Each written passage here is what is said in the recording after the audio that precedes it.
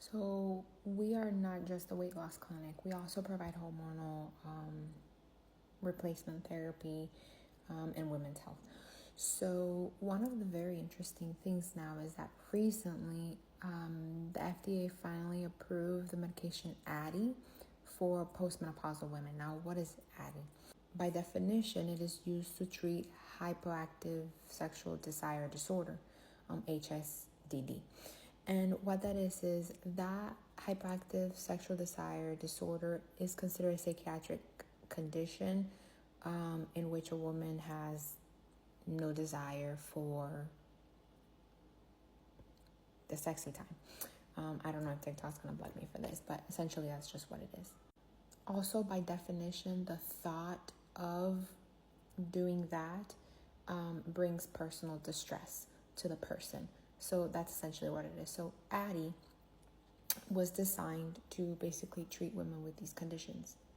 Now, this condition is diagnosed with all those symptoms that I mentioned, in addition to a lack of hormonal deficiency. Because if there's a hormonal deficiency, usually you replace that and you fix the problem.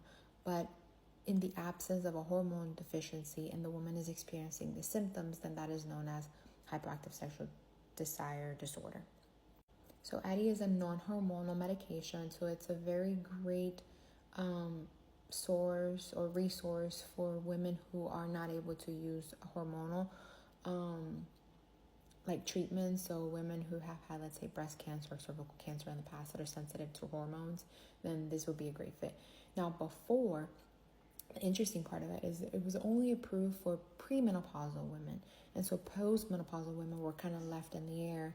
And it's like, okay, well, because you're old, you don't want to do anything, and that's the reason they weren't treated. So things are changing a little bit because postmenopausal women are being researched a little bit more, and I feel like people are getting a little bit more empathy that postmenopausal women have the right to get things done, get down to business. So now Addyi is used for these women. So it essentially works in the brain and the central nervous system to improve desire. Now, common side effects with Addyi is low blood pressure. And then it also has an interaction with alcohol. So that is why the medication is taken at night, so that if blood pressure falls and you feel dizzy and things like that, you won't, because it's through the night. And then it's also recommended to not take it if you're going to be drinking alcohol.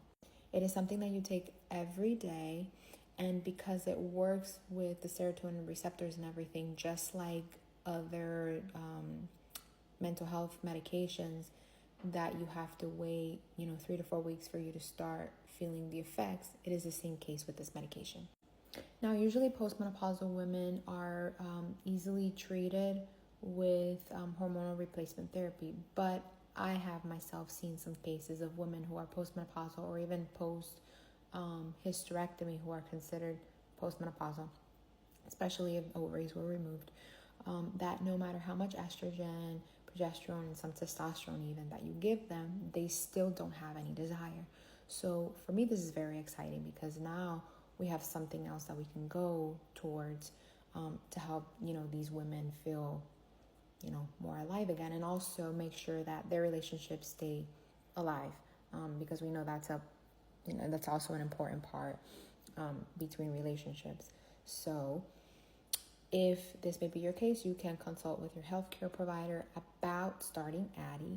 And if you don't have one, then you can swing by and visit us, and we can help you reactivate that side of your life again.